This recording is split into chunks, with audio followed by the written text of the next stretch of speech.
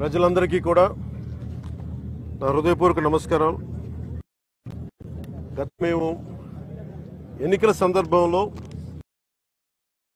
కాకినాడకు వచ్చినప్పుడు లేదంటే 2019 నుంచి 24 వరకు మేము చేసిన ఈ పర్యటనలో కానీ హోప్ ఆధారం చేసుకొని చాలా రైస్ స్మగ్లింగ్ జరుగుతుంది.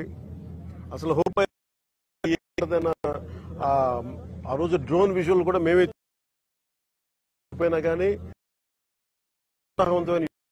డ్రోన్ విజువల్ మన మనోహర్ గారి ఆధ్వర్యంలో ముందు తీసుకెళ్లి రిలీజ్ చేసాం, ప్రపంచాన్ని తెలియజేశాం. అలాగే ఎన్ని చంద్రబాబు గారు కానీ మనోహర్ గారు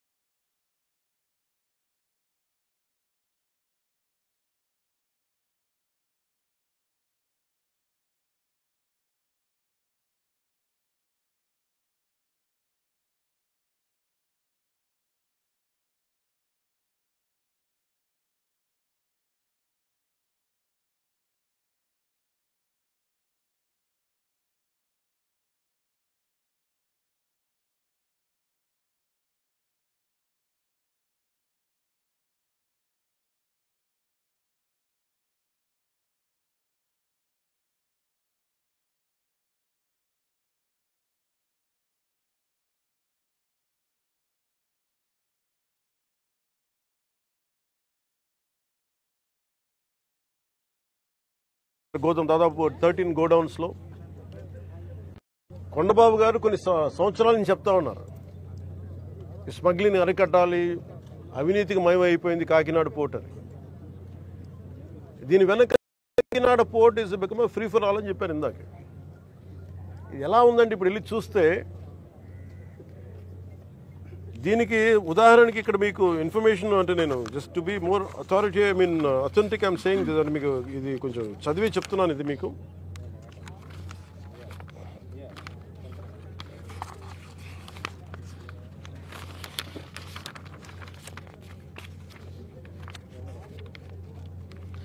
కాకినాడ పోర్టుకి రోజుకి 1000 నుంచి 1100 లారీలు వస్తాయి. ఇది ప్రపంచంలో వివిధ ప్రాంతాలకి బియ్యం ఎగుమతి చేసే ఆ పోర్టులో చాలా కీలకమైనది. కానీ ఇంత పెద్ద పోర్టుకి ఇందాక మన ఈ వాళ్ళ సెక్యూరిటీ అధికారిని అడుగుతా ఉన్నాను, ఎంతమంది ఉన్నారు మీ దగ్గర అంటే 1000 నుంచి 1100 లారీలు వెళ్లే ఈ పోర్టుకి 16 మంది సెక్యూరిటీ. లారీకి ఎంతమంది ఉన్నారు మీరు అర్థం చేసుకోండి. అసలు విచిత్రంగా మనోహర్ గారు పట్టుకొని కేసులు పెట్టి అధికారులకి చెప్పినా కానీ అటు పోలీస్ కానీ రెవెన్యూ కానీ సివిల్ సప్లైస్ కానీ యాక్షన్ చాలా నామమాత్రంగా తీసుకుంటా ఉన్నాను. నేను చాలా సందర్భాల్లో ఆయన అడుగుతా ఉన్నాను, క్యాబినెట్ మీటింగ్స్లో అడిగాను ఏం జరుగుతుందని. నేను ఒకటే ఏం చెప్పానంటే ఇందాక మన మనోహర్ గారికి వీళ్ళకి మనం ఏ యాక్షన్ కనుక మనం ముందుకు తీసుకెళ్ళకపోతే వీళ్ళు ఇన్ని మాటలు చెప్పి దీన్ని ఏమి ముందుకు తీసుకెళ్లేదేంటి అన్న అపవాదం మనందరి మీద ఉంటుంది. మన ఇంటెన్షన్ వేరు, జరుగుతుంది వేరు, మన యాక్షన్స్ దాని కాన్సిక్వెన్సెస్ సరిగ్గా వీళ్ళు సహకరించట్లేదు. ఇది ప్రజల దృష్టిలో పెట్టాలి. ఇది నిన్న ఢిల్లీ నుంచి వచ్చి అసలు యాక్చువల్లీ ఈరోజు నాకు ఈ ప్రోగ్రాం లేదు. నాకు ఈ రోజున నిన్న రాత్రి స్టెల్లా అనే షిప్లో ఇన్ని 100 టన్నులు పట్టుకున్నారు, పనామాకు సంబంధించిన స్టెల్లా అనే షిప్లో. అలాగే ఇక్కడ దాదాపు 1060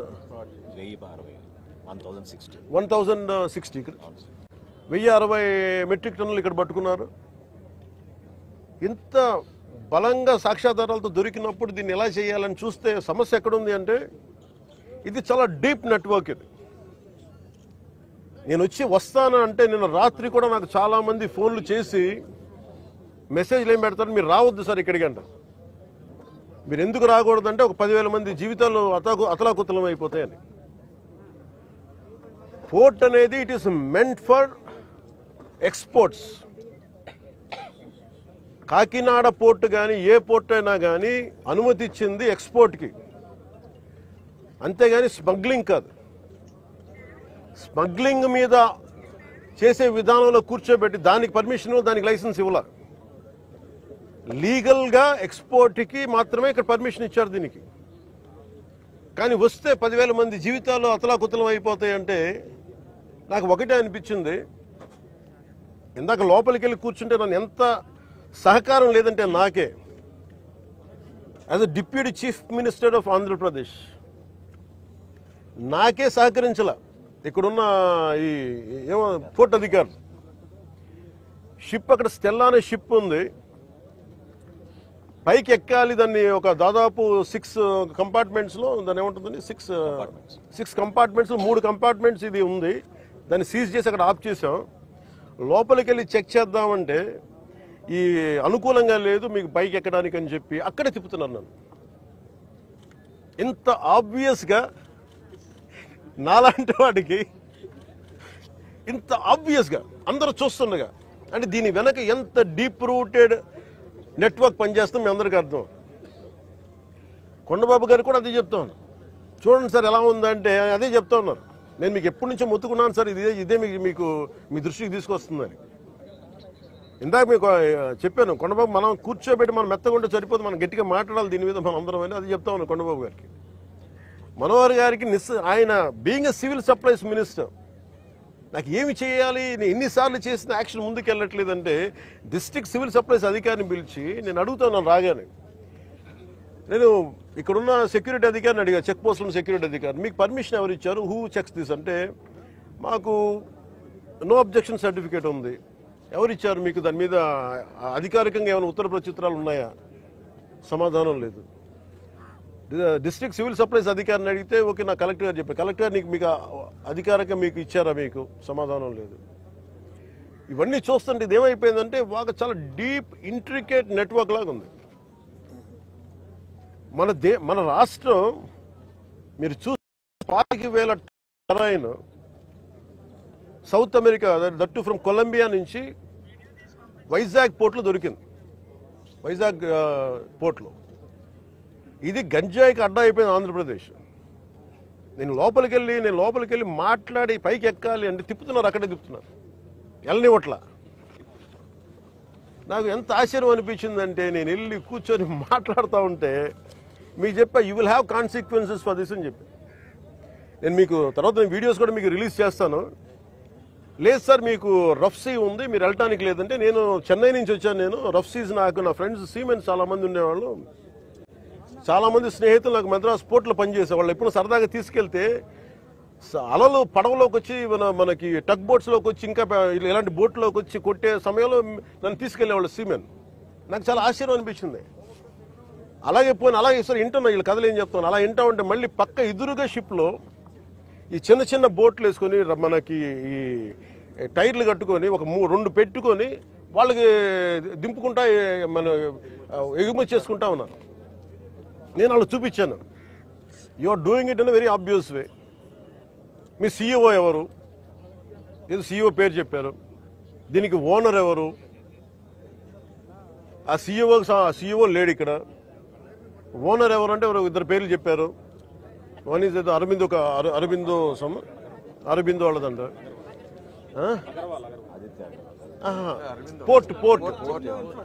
పోర్ట్ ఎవరి కంట్రోల్లో ఉంది? Purely it's not government, it's purely private control port. ఇది స్టేట్ కంట్రోల్ ఉన్న పోర్ట్. ఇది నాకు అనిపించింది ఇలా చూస్తే, లోపలికి వెళ్ళి చూస్తే మన హోప్ ఐలాండ్ చూస్తే అసలు ఏ విధంగా కట్టుదిట్టంగా లేదు. 975 కిలోమీటర్ కోస్ట్ లైన్ ఆంధ్రప్రదేశ్కి. India is going to be trillions of dollar, almost Modi గారు చెప్పిన $7 ట్రిలియన్ ఎకానమీ ఉంది దీనికి భవిష్యత్తు. ప్రపంచ దేశాలు మనల్ని ఎదగనిస్తాయా లేదా, మన బలహీనతలు ఏంటని చూస్తారు. ఆంధ్రప్రదేశ్ కోస్ట్ లైన్ మనకి ఎంత బలమో అది మనకంత బలహీనత కూడా. ఎందుకు చెప్తున్నాను ఈ మాట అంటే, వైజాగ్కి పాకిస్తాన్ నుంచి వచ్చిన ఆ యుద్ధ సమయంలో మీకు గజనీ సబ్మెరీన్ చూడొచ్చు. నేను చెప్పాను ఈ రోజున ఈ పబ్లిక్ డిస్ట్రిబ్యూషన్ రైస్ తాగదు స్మగ్లర్లు చేసేది. ఆర్డిఎక్స్లు ఇంపోర్ట్ చేసుకోవచ్చు. ఓఎన్జీసీ ఇలాంటి గ్యాస్ నిక్షేపాలు ఉన్న చాలా కీలకమైన ఇన్స్టిట్యూట్ మనకి వ్యవస్థలు సంస్థలు ఉన్నాయి ఇక్కడ. ఒక 100 కిలోల ఆర్డిఎక్స్ని తెచ్చేసుకుని ఎవరు చూసేవాళ్ళు ఎవరు లేడు, నాదుడు లేడు. It is not just about public distribution సంబంధించిన రైస్ సంబంధించిన ఒక్కటిదే కాదు ఇది. సో మ్యారిటైమ్ సెక్యూరిటీ ఇష్యూస్ కూడా ఉన్నాయి దీనికి. మ్యారిటైమ్ సెక్యూరిటీ ఎక్కడుంది, మ్యారిటైమ్ పోలీసింగ్ ఎక్కడుంది? ఈ పోర్టు ఫ్రీ ఫర్ ఆల్ అయిపోయింది. ఉగ్రవాదులు కసాబ్ లాంటి వాడు ఎలా వచ్చాడు, ఎక్కడ మనకి కరాచీ నుంచి బోట్లో వచ్చి కాల్చేశాడు. ఇండియాకి చాలా వల్నరబుల్ పాయింట్ అయిపోయింది మన దగ్గరికి వచ్చి ఉగ్రవాదులు వచ్చి రావడానికి. ఇది కేవలం నేను ఒక పీడిఎఫ్ ఈ పబ్లిక్ డిస్ట్రిబ్యూషన్ సిస్టమ్ రైస్ సంబంధించి ఒకటే నేను మాట్లాడలేదు. వెరీ వల్నరబుల్ ఈ పోర్ట్ ఇది. ఎవరు దీన్ని పట్టించుకునే ఇది లేదు. ఎస్పీ గారికి నేను వెరీ బిగినింగ్ రోజున చెప్పాను. ఎస్పీ గారికి నేనే స్వయంగా పిలిచి చెప్పా, ఇది వల్నరబుల్గా ఉంది port, please focus on it అంటే ఇప్పుడు దాకా రిపోర్ట్ లేదు నాకు. ఇంకా కలెక్టర్ గారు ఇంకొంచెం ఇనిషియేటివ్ తీసుకొని చేయబట్టి మా మనోహర్ గారు, కొండబాబు గారు వీళ్ళందరూ కూర్చొని ఒక టీం లాగా పనిచేసి ఈ రోజు నేను పట్టుకోగలిగారు. మొన్నటికి మన సుధీర్ గారు కూడా సివిల్ సప్లైస్ చైర్మన్, ఆయన కూడా మీరు ఎంత పట్టుకున్నారండి నిన్న? ఇప్పుడు ఇది సమస్య ఎక్కడుందంటే, first public distribution system rice నిజంగా బిలో పవర్టీ లైన్లో ఉన్న వాళ్ళకి కనీసం వాళ్ళకి అవసరానికి తిండి కానీ ఇవన్నీ అందించడం బియ్యం. అలాగే రైతుకి వాళ్ళకి స్థిరీకరణ వాళ్ళకి స్టెబిలిటీ ఇవ్వడానికి, గిట్టుబాటు ధర ఇవ్వడానికి ప్రభుత్వం కొనే విధానం ఇది. దీనిని దాదాపు 43 రూపాయలు ఖర్చు అవుతుంది, 43 రూపాయల 50 పైసలు ఖర్చు అవుతుంది ఒక్కొక్క కిలోకి. అది గవర్నమెంట్ సబ్సిడైజ్డ్ ప్రైస్ తోటి 2 రూపాయలు జీరో. మొన్నదాకా రూపాయి 2 రూపాయలు ఉంటే ఇప్పుడు అది కూడా పూర్తి అసలు జీరో. వీళ్ళు 1300 వ్యాన్లు ఏవో పెట్టేసి గత ప్రభుత్వం, ఇదివరకన్నా వెళ్ళి రేషన్ షాప్ డీలర్ దగ్గరికి పంపించేవాళ్ళేమో, కానీ ఈ ప్రభుత్వం వచ్చాక ఇప్పుడు ఏమైపోయింది, ఆ ration direct vans has become బస్తాలు వేసుకురావడం పంపించేయడం, ఆ లబ్ధిదారులకే 300 రూపాయలు ఇవ్వడం. ఇది ఏమైపోయింది, ఇది అందరికి ఒక ఆలవాలం అయిపోయింది, సోర్స్ ఆఫ్ ఇన్కమ్ అయిపోయింది. కొన్ని వేల కోట్లు దీని నుంచి వెళ్ళిపోతూ ఉన్నాయి. దారుణంగా ఆఫ్రికా దేశాల్లో దీన్ని 70 రూపాయలకు అమ్ముతారు. ఇందులో ఎవ్వరు చేసింది ఏం లేదు. 70 రూపాయలకి 73 రూపాయలకి అమ్ముతారు కేజీ. నాకు నిజంగా అనిపించింది ఏంటంటే, నిజంగా మనం ఈరోజు ప్రధానమంత్రి గారు చేసే ఈ విదేశాంగ విధానంలో మనం 70 రూపాయలు కానీ ఆఫ్రికా దేశాలకు ఇవన్నీ మనకి ఇట్లాంటి తప్పులు జరగకుండా ఉంటే కనీసం 43 రూపాయలకి ఇస్తే మనం దేశ పరపతి పెరుగుతుంది. మనకి అన్యాయంగా అకారణంగా స్మగ్లర్ల చేతిలోకి వెళ్ళిపోతుంది. వీళ్ళకి ఎంత ధైర్యం అంటే వీళ్ళందరికీ కూర్చోబెట్టి కోర్టులకు వెళ్తారు. కోర్టులకు వెళ్ళి నా మీద ఒత్తిడి పెడతా ఉన్నారు. నా మీద కూర్చోబెట్టి మీరేం చేయలేరు ఇట్లా మాట్లాడుతున్నారు నాతోటి. నేను ఈరోజు ఇందాకే చెప్పాను, ఫస్ట్ దీనికి సంబంధిత పోర్ట్ ఎవరు, సిఇఓ ఎవరు, ఈ స్టేక్ హోల్డర్స్ ఎవరు, వాళ్ళకి నోటీసులు పంపించిన వాళ్ళకి ఆ షిప్ని సీజ్ చేయండి. నేను I want right a letter to home ministry. Amit Shah గారు లెటర్ రాద్దాం అనుకున్నాను. ఇది మోస్ట్ వల్నరబుల్ పోర్ట్. ఇది మ్యారిటైమ్ సెక్యూరిటీకి, నేషనల్ సెక్యూరిటీకి చాలా ఇబ్బందిగా ఉంది. ఇక్కడ కీ ఇన్స్టాలేషన్స్ ఉన్నాయి. ఇక్కడ ఓఎన్జీసీ గ్యాస్ నిక్షేపాలు చాలా కీ ఇన్స్టాలేషన్స్ ఉన్నాయి. తూర్పుగోదావరి జిల్లా అంతా, ఉమ్మడి తూర్పుగోదావరి జిల్లా అంతా కేజీ బేసిన్ ఉంది. ఒకప్పుడు ఉగ్రవాదులు మనం కూర్చోబెట్టి బాంబేలో పెద్ద నగరాల్లోకి రావాల్సిన అవసరం ఏం లేదు. హైదరాబాద్లో చూసాం, గోకుల్ చాట్ బండార్ లాంటి చోట కూడా వచ్చేసారు. ఇక్కడ వచ్చి ఒక 10 మంది ఉగ్రవాదులు వచ్చి ఎడాపెడిగా కాల్ చేస్తే దిక్కు లేదు. ఇక్కడ వాళ్ళు చనిపోవడానికి సిద్ధంగా ఉంటారు ఉగ్రవాదులు. 25,000 టన్నుల 25,000 కిలోల హెరాయిన్ ఆంధ్రప్రదేశ్లో వైజాగ్ పోర్టులో దొరికింది. That shows the vulnerability. అలాగే మనకి అర్షి ట్రేడింగ్ కంపెనీ అని చెప్పి అది ఇక్కడ విజయవాడలో ఉన్నది, అటు వెళ్ళిపోయింది. అలాగే నా దృష్టికి 2 పేర్లు వచ్చింది. ఒకటి అలీషా అనే పేరు చాలా పదే వినిపిస్తూ ఉంది. నాకు అర్థం కాదు ఎవరు అలీషా, ఎవరు అని. అలాగే ఇందాక చూస్తే దాదాపు 16 కంపెనీలు ఉన్నాయి. ఇందాక మనకి కొండబాబు గారు కూడా నేను ఒకటే చెప్తా ఉన్నాను, మనోహర్ గారికి కానీ సుధీర్ గారికి కానీ మేమందరం కూర్చోబెట్టి ఇందాక మనం బోట్లు వెళ్తాం మాట్లాడుకున్నట్టు, it is not about one individual. Smuggling అలవాటు అయిన వాళ్ళు క్రిమినల్ యాక్టివిటీస్కి అలవాలం అయిపోతే tomorrow it will be RDX, tomorrow it will be weapons, tomorrow it will pose as a great threat for national security. చేతులు కాలేక ఆకులు పట్టుకున్నట్టు ఉంటుంది. బాంబే కూడా రిపీటెడ్గా అధికారులు ఇలా వదిలేశారు. ఆర్డిఎక్స్ లారీలు బస్తాలు వ్యాన్లు వచ్చేసి వెళ్ళిపోయినాయి. ఎంత కుదిపేసిందో తెలుసు మాకు. సో అందుకని ఇంకా ఆగాలి, ఇలాంటివి చెప్పాలనేది నేను ముఖ్యమంత్రి గారి దృష్టికి ఆల్రెడీ చెప్పాను నేను. సో మేము ఆ క్రమంలోనే ముఖ్యమంత్రి గారి ఆదేశాల మేరకు మేము కూర్చోబెట్టి క్యాబినెట్ మీటింగ్స్లో మేము కూర్చొని మాట్లాడుతున్నాం. దీన్ని చాలా కఠినమైన చర్యలు తీసుకోవాలి. అలాగే పీడీ యాక్ట్ పెట్టాలని పెట్టుకున్నాం. మొన్నదాకా ల్యాండ్ గ్రాబింగ్ యాక్ట్లో సివిల్ సప్లైస్ కూడా రిపీటెడ్ అఫెండర్స్కి దీన్ని పీడీ యాక్ట్ పెట్టాలని చెప్పి మనోహర్ గారు మా రోజు క్యాబినెట్ మీటింగ్లో పెడితే ఇప్పుడు అది కూడా జరుగుతుంది. గవర్నర్ గారి దగ్గరికి వెళ్ళాలి ఆ బిల్లు. తర్వాత మన ప్రెసిడెంట్ గారి అంగీకారం తెలియజేయాలి దానికి. ఈ లోపు అన్ని వచ్చిన తర్వాత చేద్దాం అనుకునే లోపు ఇప్పుడు చూస్తే ఇంత మొత్తంలో పట్టుబడ్డప్పుడు మాకు ఖచ్చితంగా దీన్ని ప్రజల దృష్టికి తీసుకెళ్లాలి దీన్ని. ఎందుకంటే ఒకవైపు ఫీజు రీఎంబర్స్మెంట్లకి డబ్బులు లేవు, పథకాలకి చేయడానికి కింద మీద పడుతున్నాం, రోడ్లు గుంతలు పూడ్చడానికి డబ్బులు లేవు. కానీ వీళ్ళ దగ్గర మటుకు వేల కోట్లు ప్రభుత్వం కష్టంతో మీ అందరి ట్యాక్సులతోటి, ప్రజలందరి ట్యాక్సులతోటి కొన్న డబ్బులతో ఇచ్చిన ట్యాక్సులతోటి డబ్బులు తీసుకొని మనం బియ్యం కొంటే ఆ బియ్యం తీసుకెళ్లి రూపాయి పెట్టుబడి లేకుండా వేల కోట్లు సంపాదిస్తూ ఉన్నారు. There should be a major crackdown on this. దీనికి మన భేదం లేదు. దీనికి అధికారులు కాదు, పొలిటికల్ వ్యవస్థ కాదు, ఎవరైనా సరే ఇది చాలా స్టర్న్ యాక్షన్ అయితే తీసుకోవాలి. This will pose as a national. ఇట్లాగే వదిలేస్తే this port will become a menace for national security. గత ప్రభుత్వం నేను మొత్తుకుంటా ఉన్నాం, మేము ఇబ్బందిగా ఉంది మాట్లాడి. నాకు ఎంత ఆశ్చర్యం, ఎంత డీప్ రూటెడ్ నెట్వర్క్ అంటే నేను వస్తానంటే నన్ను ఇప్పటికీ 2 months నుంచి ఆపేశారు, నన్ను రానివ్వకుండా. ఉన్నత స్థాయి అధికారుల దగ్గర నుంచి లేదు సార్, అక్కడికి వెళ్తే కొంచెం ఇదవుతుంది సార్, ఎందుకు సార్ ఇప్పుడు కాదు సార్, తర్వాత సార్ ఇప్పుడు యాక్షన్ తీసుకున్నాం సార్, రిపీటెడ్గా చెప్తా ఉన్నారు. నాకు నిన్న విసుగొచ్చి ఒకటే చెప్పాను, పోలీసు వస్తారా రండి, లేదంటే నేను కూర్చోబెట్టి నేను కారులో నేను వెళ్ళిపోతాను, అధికారులు నా పక్కన రాకపోయినా పర్లా. ఈ నిర్ణయం తీసుకొని ఇక్కడికి వచ్చింది. ఇది ప్రజలకు తెలియాలి. ఇది కొండబాబు గారు కానీ, నాదెండ్ల మనోహర్ గారు కానీ, మనకి జిల్లా వైపు నుంచి కానీ మేము పర్యటనలో మేము పదే చెప్పాం. తూర్పుగోదావరి జిల్లా నాయకులు కానీ, ఎమ్మెల్యేలు కానీ, we gave a word to people. మేము ప్రజలకు మాట ఇచ్చాం, పారదర్శకత చూపిస్తాం, ఇలాంటి అవినీతిని, ఇలాంటి స్మగ్లింగ్ని మేము అరికడతామని. ఆ దిశగా చర్యలు తీసుకోవడానికి మేము ముందుకెళ్తున్నాం. అందుకని మీ దృష్టికి తీసుకొచ్చి దీంట్లో మీరు మిగతా ఇన్ఫర్మేషన్ మీకు ఇస్తాం.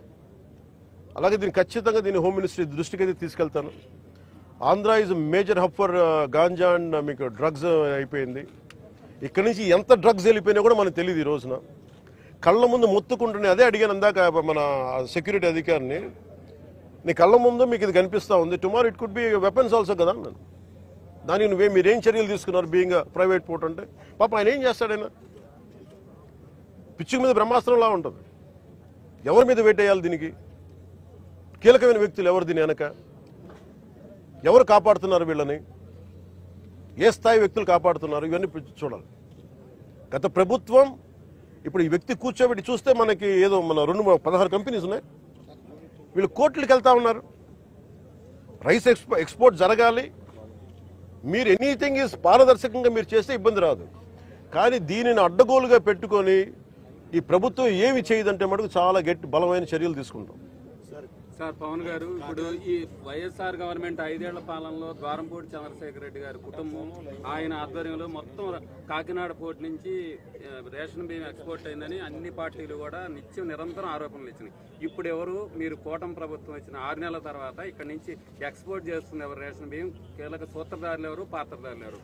ఎప్పుడు కనుక్కుంటారు? అట్లా మనోహర్ గారు ఇక్కడ పర్యటనకు వచ్చినప్పుడు సిఐడి ఎంక్వైరీ వేస్తాం, ఇక్కడ నుంచి ఎవరు చేస్తారు, ఎప్పుడు వేస్తారు? ఇది ఇప్పుడు మేము పట్టుకుంది ఏంటంటే, ఇది ఎలా ఉన్నాయంటే డైరెక్ట్ కింగ్ పిన్స్ ఎలా ఉన్నారంటే వాళ్ళ కంపెనీస్ ఉన్నాయి. వీళ్ళు ఎలా అంటే ఇది ఒక కార్టెల్. ఇది ఇట్స్ నాట్ ఒక సింగిల్గా మెయింటైన్ చేస్తున్నారేమో కానీ ఇట్స్ అ కార్టెల్. దాదాపు మేము చూస్తుంటేనే 16 దాకా ఉన్నాయి. 16 కంపెనీస్. దాంట్లో మీరు చెప్పిన వ్యక్తి కంపెనీ కూడా ఉందని చెప్తా ఉన్నారు. నాకు యాజ్ అంటూ నాకు కూర్చోబెట్టేది మానస ట్రేడింగ్ కంపెనీ, మానస ట్రేడింగ్ కంపెనీ, అది వాళ్ళ బ్రదర్ది అని చెప్తా ఉన్నా, నాకు తెలియదు. ఇది నా ఉద్దేశం ఏంటంటే ఇది ఒక వ్యక్తికి సంబంధించింది కాదు, ఒక వ్యక్తిని టార్గెట్ చేస్తుంది కాదు. ఇది ఎంటైర్ ఈ నెట్వర్కింగ్ని బ్రేక్ డౌన్ చేయాలి దీన్ని. అలాగే మేము ఇప్పుడు ఇది మీకు ఎందుకు ఉందంటే ఏదైనా ముందుకు వెళ్ళనివ్వట్ల. ఇక్కడ ఉన్న అధికార యంత్రాంగంలో కూడా కొంత ప్రక్షాళన జరగాలి. చాలా బలంగా గార్డు చేస్తాను, ఎవరో తెలియట్లేదు కానీ ఇంకా నేను ఇప్పుడు దాకా దీని మీద దృష్టి సారించాల. నా చేతి లేదు, మనోహర్ గారి చేతిలో.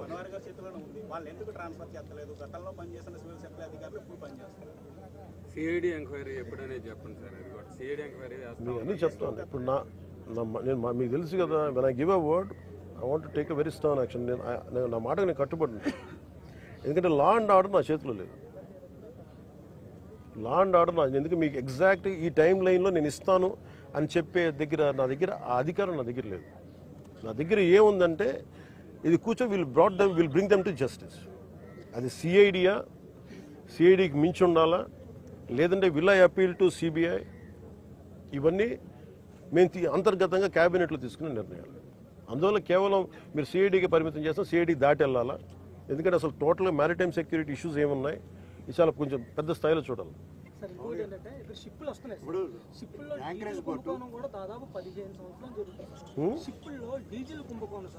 డీజిల్ అదే చెప్తున్నాను, ఇది అది మీకు ఫ్రీ ఫర్ ఆల్ అయిపోయింది చెప్తాను కదా. డీజిల్ కుంభకోణాలు జరుగుతూ ఉన్నాయి. ఇది అన్ని రకాలుగా దీన్ని ఒకసారి ఒక చాలా సునిశ్చితమైన పరిశోధన జరగాలి దీని మీద. దాంట్లో ఉన్నాను. యాంకరేజ్ పోర్టు స్టేట్ గవర్నమెంట్ కూడా బాధ్యత ఉంది, స్టేట్ గవర్నమెంట్ కూడా దాని రెజ్యుమేషన్ ఉంది, డైరెక్టర్ కూడా కేవలం సెంట్రల్ గవర్నమెంట్ సంబంధం లేదు. ఇది ప్యూర్లీ స్టేట్ కంట్రోల్లో ఉంది. స్టేట్ కంట్రోల్ పోర్టు, స్టేట్ సంబంధించిన పోర్టు అధికారులు ఒకరు ఉన్నారు. నేను వాళ్ళు కూడా మేము మీరు వస్తేనే ఆయన కనబడలేదంటే ఎంత మీకు అదే చెప్తున్నాను కదా. అంటే నన్ను మీకు ఎందుకు ఇంత మొత్తుకున్నాను వచ్చి, నన్ను రాకుండా చేయడానికి ఇంకా నాకు విసుగొచ్చి ఇక నాలాంటి వ్యక్తిని రానివ్వట్లేదని. ఇది ఎంత డీప్ రూటెడ్ వ్యవస్థ, దీన్ని అంటే ఎంత కుళ్ళు పట్టేస్తుందో ఈ వ్యవస్థకి, పర్టికులర్ ఈ రైస్ స్మగ్లింగ్ సంబంధించి దీని ప్రక్షాళన జరగాలని కోరుకుంటూ. అక్కడ సౌత్ ఆఫ్రికాలో వాళ్ళది స్టేపుల్ డైట్ రైస్. అది వాళ్ళకి పాపం నిజంగా చెప్పాలంటే వాళ్ళకి సబ్ స్టాండర్డ్ రైస్ పంపిస్తున్నాం. జనసేన గతంలో లబ్ధిదారులకు నేరుగా అకౌంట్లో వేస్తారని మీరు గతంలో నినాదం తీసుకున్నారు. అదేమన్నా ఇప్పుడు ఎందుకంటే ఈ రైస్ 90% కూడా తినట్లేదు సార్. డైరెక్ట్ ఇష్యూ నాకు ఇది బాగా తెలుసండి. ఇది తినని బియ్యం. ప్రాబ్లం ఏమవుతుందంటే ఎవరు తినని బియ్యం ఇది కేవలం ఇది నా ఉద్దేశంలో ఇది నేను కేంద్ర ప్రభుత్వం దృష్టికి తీసుకెళ్ళాలి. ఎట్లా ముఖ్యమంత్రి గారి దృష్టికి ఎలాగే తీసుకెళ్తాను. కానీ కేంద్ర ప్రభుత్వం దృష్టికి మీరు అంటే ఇది ఒక రూల్ అయిపోయింది. చెప్పండి సార్, ఆ రూల్ మీరు చెప్పండి. మనం ఇందా పొద్దున మాట్లాడుకుంది. ఎన్ఎఫ్ఎస్ఏ ఆ చట్టం వచ్చిన తర్వాత ప్రభుత్వం పైన ఆబ్లిగేషన్ ఉంది. మనం ఖచ్చితంగా మనం ప్రతి కుటుంబానికి ఆహార ధాన్యాలు అందించే బాధ్యత ప్రభుత్వం పైన ఉంది. ఎన్ఎఫ్ఎస్ఏ చట్టం రాకుండా ముందు మీరు అనేది డైరెక్ట్గా మనం క్యాష్ డిస్ట్రిబ్యూషన్ చేయొచ్చు. కానీ ఎన్ఎఫ్ఎస్ఏ చట్టం వచ్చినాక ఆ బాధ్యత మన పైన పడింది, ప్రభుత్వం పైన. తప్పకుండా ఇందాక కూడా ఇక్కడికి వస్తున్నప్పుడు కూడా డిప్యూటీ సీఎం గారు అదే మాట అన్నారు. మీరన్న మాట అన్నారు, డబ్బులు ఇవ్వచ్చా అంటే మీకు వచ్చిన ప్రశ్న నాకు వచ్చింది. 2 చెక్ పోస్టులు పెట్టారు. ఫస్ట్ టైం మీరు చెక్ పోస్టులు పెట్టారు, అయినా కూడా బియ్యం లోపలికి వస్తారు. నేను వెళ్ళి మీ అందరి ముందు మీ అందరి సమక్షంలో వెళ్తే నేను షిప్ లోకి వెళ్ళిన. దీన్ని బట్టి హౌ డీప్ ఇట్ ఈస్. బియ్యం పట్టుకున్నప్పుడు కనీసం ల్యాబ్ టెక్నీషియన్ కూడా రాలేదు సార్. అయినా టెక్నీషియన్ కూడా రాలేదు సార్. చెక్ పోస్ట్ పెట్టినప్పుడు 24/7 తనిఖీలు అన్నారు సార్. కొన్ని రోజుల నుంచి రాత్రిపూట తనిఖీలు ఆపేస్తారు. నైట్ 9 అదే రాత్రులు చేయట్లేదని ఎన్ఓసి ఇచ్చేసారు కలెక్టర్ గారు అంటారు. నేను కలెక్టర్ గారిని అడిగాను, మీరు మాట్లాడుతుంటే నేను మాట్లాడకూడదు కాబట్టి అడిగితే నీకు అధికారికంగా ఇచ్చారా చెప్పారన్న సమాధానం లేదు. స్థానిక రైస్ మిల్లర్స్ అంతా కూడా ఒక సిండికేట్ గా ఏర్పడి దీనికి కొంత పడుతున్నారు అనేది ఒకటి ఉంది. ఇతర రాష్ట్రాలలో కూడా ఇక్కడికి తరలించి ఏదైనా కానీ మీరు ఒకసారి ఒక తప్పు అలౌ చేస్తే, ఒక kind of smuggling activity allow చేస్తే ఇది మిల్లర్లకి సంబంధం లేదు. If they are part of it that's different issue. ఇది మిల్లర్లకి సంబంధం లేదు. ఇది ఏదైనా సరే చట్టబద్ధతతో చేస్తే వ్యాపారంలో ఇబ్బందులు లేవు. కానీ ప్రజలకు చెందాల్సిన బియ్యాన్ని వాళ్ళు తినక స్టేట్ ఎక్స్చేంజ్ నిజంగా ఆ డబ్బులే కనుక ఉంటే ఈ రోజున విద్యార్థులకు కానీ మనకి ఎయిడెడ్ కాలేజెస్ ముయ్యాల్సిన అవసరం లేదు. ఫీజు రీయింబర్స్మెంట్లకు ఇబ్బంది రాదు. గోతులు పూడ్చే డబ్బులు మన ఏఐబి రోడ్డు ఈ పాటికి అయిపోయింది, ఇది ADB road Kakinada. ADB road చెప్పాను కదా, మీకు డబ్బు ఎక్కడికి వెళ్ళిపోతుందంటే దిస్ హౌ. అందుకని మేము నాణ్యమైన బియ్యం సార్ ఇప్పుడు నాణ్యమైన బియ్యం అధికారులు స్టేట్ మొత్తం అంతా ఇక్కడికి కేంద్రంగా అయితే కాకినాడ వస్తుంది సార్ బియ్యం అంతా కూడా. అయితే రేషన్ బియ్యం అంతా స్టేట్ నుంచి వస్తుంది సార్. ఇక్కడ ఒక్క చోటే దాడి జరుగుతుంది, ఇక్కడ ఒక్క చోట కొన్ని రోజులు ఆపుతున్నారు, మళ్ళీ కంటిన్యూ అవుతుంది. కానీ ఈ రైస్ అంతా కూడా స్టేట్ మొత్తం నుంచి వస్తుంది సార్. తెలంగాణ నుంచి కూడా అది కాదు, మీరు ఫాలో అవడం లేదు. దాడులు ప్రతి జిల్లాలో చేస్తున్నాం, ప్రతి రోజు చేస్తున్నాం. అమౌంట్ ఇక్కడ దొరుకుతుంది. డిప్యూటీ సీఎం గారు చెప్పినట్టు అంటే దాదాపు 60,000 మెట్రిక్ టన్నులు ఇప్పటివరకు సీజ్ చేశాం. గతంలో ఎప్పుడు లేదు ఇటువంటి కార్యక్రమం. This has become a hub for export. మరి ఎక్కడి నుంచి మేజర్ తెలంగాణలో చేసినా కానీ మీరన్నట్టుగా తెలంగాణకి సీపోర్ట్ ఏం లేదు కదా, ఇక్కడికి రావాలి కదా. పవన్ గారు ఇప్పుడు సన్న బియ్యం అందించే ఆలోచన ఉందా? ఒక నిమిషం అది అల్టల్. గత 2 నెలల నుంచి మీరు పోర్టుకు రావాలంటే మిమ్మల్ని అడ్డుపడుతున్నారు. ఇప్పుడు కూడా పోర్టు సి లోపల కూడా మిమ్మల్ని లోపల తీసుకెళ్లే దానికి కూడా కొంత ఇబ్బందులు సృష్టించారన్నారు. అంటే దీని వెనక ఎవరు అనే దాని మీద మీరు కీలకంగా వారి మీద పెట్టాలి కదా. మీరు అసలు మీ వెనకాల ఎవరు అంటే ఇది శక్తిలో ఒక గ్రూప్, ఇది ఒకళ్ళు కాదు, ఒక వ్యక్తి కాదు. అదే సార్ ఇది ఇది ఎలా, ఇది నాకు తెలియదు అంటున్నాను. నాకేం అర్థం అవుతుంది. ఫస్ట్ మీరు చెప్పారు సార్ ఇప్పుడు ఎక్కడ ఏం లేదు అంతా బాగుందంటే, నేను సరే మీరందరూ ఉదాహరణకి ఏదో చెప్పారు అనుకున్నాను. మీరందరూ ఒక సీనియర్ జర్నలిస్టులు, మీకు అవగాహన ఉంది. కానీ మేము మీరు చెప్పిన మాట మేబీ ఎందుకు ఎదురెళ్ళటం రాను. నాకేం చెప్తారు వస్తే సార్ అక్కడ కొంచెం ఇబ్బంది అవుతుంది సార్, మీకు సెక్యూరిటీ కల్పించలేము, ప్రొడక్షన్ చేయలేం, లేదంటే సింపుల్గా నాకు ఎందుకు ఆప్ చేస్తారో చెప్తాం. సార్ మీరు వస్తే అక్కడ ఎక్స్పోర్ట్స్ ఆగిపోతాయి, టైం లైన్ ఆగిపోతుంది, అక్కడ మీరు కరెక్ట్గా కూర్చోబెట్టి మళ్ళీ మనకి ఇంటర్నేషనల్ ఇష్యూస్ వచ్చేస్తాయి అంటారు. నేను అనవసరంగా వెళ్ళి ఈ జంజాటలు నేను ఎందుకు ఎరుక్కోవడం, మళ్ళీ ఆ చెడ్డ పేరు మళ్ళీ మన రాష్ట్రానికి ఎందుకని నేను అనుకోండి. ఇలానే ఒకసారి అయిపోయా. ఇంకోసారి ఏమో లేదు చాలామంది జీవితాలు పాపం కార్మికులు రోడ్డున పడతారన్న. కార్మికులు ఎందుకు రోడ్డున పడతారు? కార్మికులు ఎవరు స్మగ్లింగ్ చేయాలని అనుకోరే. వాళ్ళకి ఇస్తే బస్తా తీసుకెళ్ళి లోపల వేయాలి, మనకి ఎక్కిస్తారు, లేబర్ ఛార్జ్ ఉంటుంది. అంతేగాని వాళ్ళకి స్మగ్లింగ్కి సంబంధం ఏముంది? పట్టుకున్న బియ్యం బ్యాంక్ గ్యారంటీ అంటున్నారు, దానికి గ్యారంటీ ఉందని చెప్పి అట్లీస్ట్ అది మనోహర్ గారి పోరాటం అండి. అది కూడా మనోహర్ గారు కూర్చోబెట్టి మాట్లాడి చేశారు. అలాగే మీరు అంటున్న ఈ క్వాలిటీ బియ్యం అంటే ఇది సమిష్టిగా మేమందరం కూర్చొని ఇది ఉంది, ఈ థాట్ కూడా ఉంది. తినని బియ్యం ఇవ్వడం దేనికి? తద్వారా అది ఎందుకంటే ఈ ప్రాబ్లం ఏముందంటే ఇది జస్ట్ స్టేట్ సబ్జెక్ట్ కదా, సెంట్రల్ సబ్జెక్ట్ కూడా. అందుకని దీన్ని నాకు నిజంగా మొన్న ఈ విషయం కనుక ఇది మన ఢిల్లీ పర్యటన ముందు కనుక జరిగి ఉంటే ఖచ్చితంగా నేను వెళ్ళి కేంద్ర civil supplies minister Prahlad Joshi గారిని కలిసేవాడిని. సార్ ఇప్పుడు శాఖాపరమైన చర్యలు అలాంటివి తీసుకుంటారు. ఇప్పటికే అధికారులకు చాలా సీరియస్ గా వార్నింగ్ ఇచ్చారు. మీరు ప్రజల కోసం తెగించి సముద్ర మధ్యలోకి వెళ్ళారు. సో అలాంటి అధికారులు ఎందుకు వెళ్ళకపోతున్నారు? లోపలికి వెళ్ళి ఆ సీలో అన్నట్టు జిల్లా కలెక్టర్ ప్రాణాలు తెగించి వెళ్ళారు, మీరు వెళ్ళారు, కానీ అధికారులు ఎందుకు వెళ్ళకపోతున్నారు? అలాంటి కలెక్టర్ ఎప్పుడు వెళ్ళారు? బుధవారం వెళ్ళారు సార్.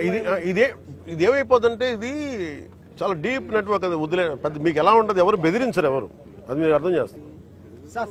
ఒక నిమిషం, ఎవరు కూర్చొని దీన్ని మీరు రావద్దు వస్తే అలా ఏం చెప్పరు సార్. అలా వస్తే సార్ కొంచెం ఇబ్బందులు ఉంటాయి సార్. ఇక్కడ పాపం కార్మికులు నలిగిపోతారు సార్. మనమే ఒకసారి ఏమో కార్మికులు నలిగిపోతారు సార్. అక్కడ గోడౌన్ పాపం ఈ అన్ని ఇది క్లియర్ రైస్ సార్, ప్రాబ్లం లేని రైస్ సార్. పాపం వాళ్ళు ఇబ్బంది పడతారు సార్, ఎక్స్పోర్టర్స్ ఇబ్బంది పడతారు.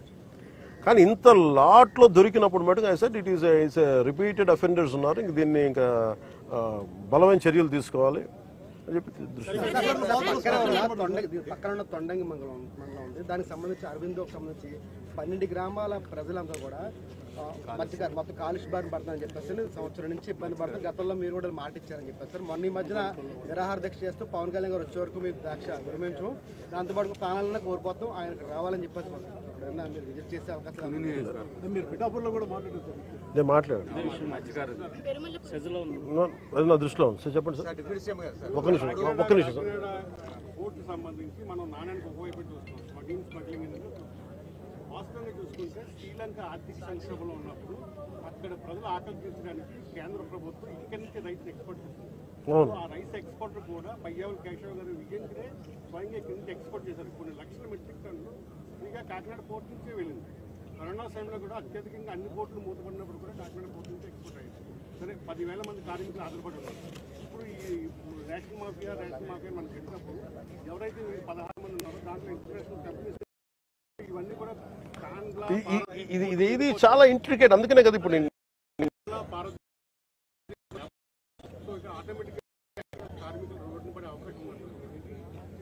అదే కదా నా కన్సర్న్. మీకు ఎలాంటి కన్సర్న్ ఉంది, నా కన్సర్న్ కూడా అదే. కార్మికులు ఉపాధి కోల్పోకుండా స్మగ్లింగ్ అరకెట్టడం ఎలా?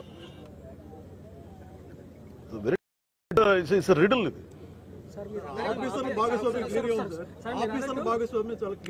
చాలా స్పష్టంగా ఉంది. అది ఎవరు చేస్తాయనేది మనకి సిఐడి ద్వారా ఉండాలా, సిబిఐ ఉండాలా, లేదా ఎట్లా ఉండాలనేది